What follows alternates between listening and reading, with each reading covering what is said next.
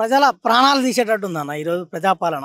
మీరంతా యూత్ కలిసి మా 3 రంగుల జెండా పెట్టి ఎగిరితిరి దురికితిరి ఇప్పుడే అప్పుడే చచ్చిపోయారు. అయితే యూత్ గత ప్రభుత్వానికి ఏదో ఫీజు రియంబర్స్మెంట్ స్కాలర్షిప్ విడుదల చేయని కారణంగా 3 రంగుల జెండా అన్నాడు, అడవిల నుంచి వచ్చిన అన్నాడు, గర్జించే సింహం లెక్క వచ్చిన అని చెప్పిన ముఖ్యమంత్రి మాటలు నమ్మి ఎంతో మంది నిరుపేద విద్యార్థులు 3 రంగులు అన్ని కులాలకు అన్ని మతాలకు సమానంగా ఈ జెండా ఉంటుందని నమ్మిన విద్యార్థులు ఈరోజు ఫీజు రియంబర్స్మెంట్ స్కాలర్షిప్ రాక ఎంతో మంది నిరుపేద విద్యార్థులు ఈరోజు విద్యకు దూరమై మనం చూసుకుంటే గురుకులాలలో సుమారుగా ఈ తెలంగాణ రాష్ట్రంలో 42 మంది విద్యార్థులు ప్రాణాలు కోల్పోయారు.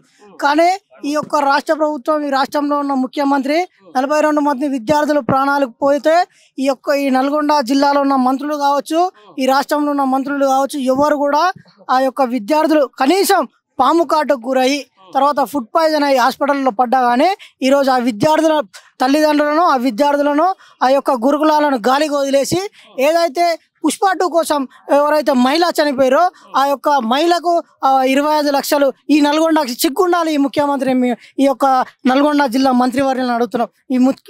ఈ ముఖ్యమంత్రి కావచ్చు, ఈ నల్గొండ జిల్లా మంత్రికి కొంచెమైనా సిగ్గుండాలి. ఈరోజు ఇదే నల్గొండ జిల్లా దేవరకొండలో సుమారు 6 మంది ట్రైబల్ స్టూడెంట్స్లో ఈరోజు ఫుడ్ పాయిజన్ కారణంగా లేకపోతే పాము కాటు కారణంగా తేలుకాటు కారణంగా అనేక ఇతర సమస్యలలో గవర్నమెంట్ హాస్పిటల్లో ఉంటే కనీసం స్పందించని ఈ యొక్క నల్గొండ జిల్లా మంత్రి ఈరోజు పుష్ప 2 కోసం పోయిన యొక్క మహిళ చనిపోతే సుమారు ఒక కొడుకు ఫౌండేషన్ తోటి 25 లక్షలు ఇచ్చిండు. మేము ఆ తల్లిదండ్రులకు ఇవ్వద్దని చెప్పట్లేం, ఆ యొక్క ఎక్కడైతే ఆ థియేటర్ దగ్గర చనిపోయిన వాళ్ళ గురించి మేము మాట్లాడొద్దని అంటాం.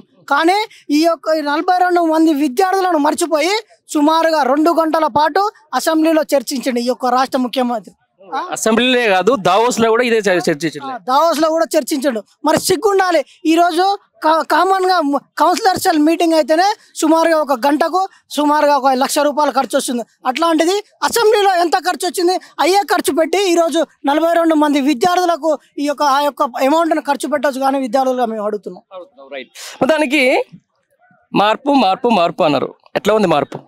మార్పు చెప్తున్నాం అన్న, కేవలం వాళ్ళ వెహికల్లు మారినాయి, తర్వాత వాళ్ళ కుటుంబ సభ్యుల పరిస్థితులు మారినాయి. కానీ ఈరోజు తెలంగాణ రాష్ట్రంలో ప్రజాపాలన పేరుతోటి ప్రజలలో ఏమాత్రం కూడా మార్పు రాలేదని మేము విద్యార్థులుగా చెప్తున్నాం. ఓకే, ఉద్యోగాలు వచ్చినాయా? బాగానే 2 లక్షలు 2 లక్షలు కాదన్న, ఇంటికి 2 లక్షలు కాదు, రాష్ట్రం మొత్తానికి కలిపి కూడా ఒక ఉద్యోగం రాలి.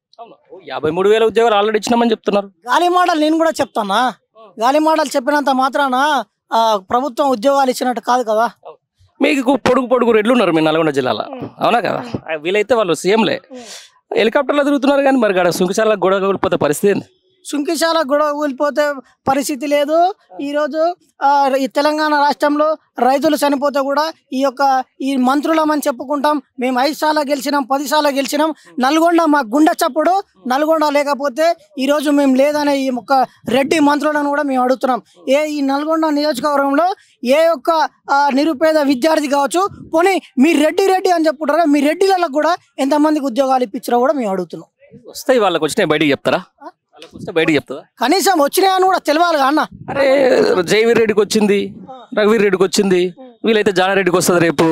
ఆ తర్వాత కోమటిరెడ్డి వెంకటరెడ్డికి వచ్చింది, కోమటిరెడ్డి రాజగోపాల్ రెడ్డికి వచ్చింది, ఉత్తమ్ కుమార్ రెడ్డికి వచ్చింది, పద్మావతి రెడ్డికి వచ్చింది. ఇంతమందికి ఉద్యోగాలు రాలేదా? ఇంతమందికి వచ్చినాయి అన్న. వాళ్ళ కుటుంబాలను మాత్రమే బాగుపరుచుకుంటారు.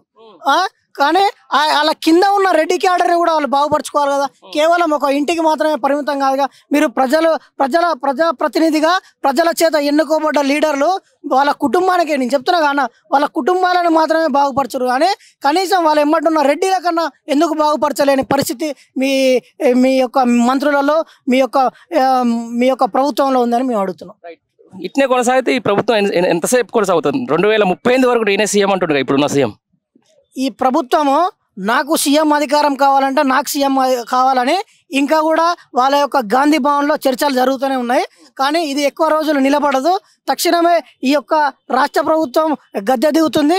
కొత్త ప్రభుత్వం మళ్ళీ బై ఎలక్షన్లు వస్తాయి, మధ్యంతర ఎలక్షన్లు వస్తాయి. ఖచ్చితంగా కొత్త ప్రభుత్వాన్ని ఈరోజు విద్యార్థులు ఎన్నుకునే ఆలోచనలో విద్యార్థులు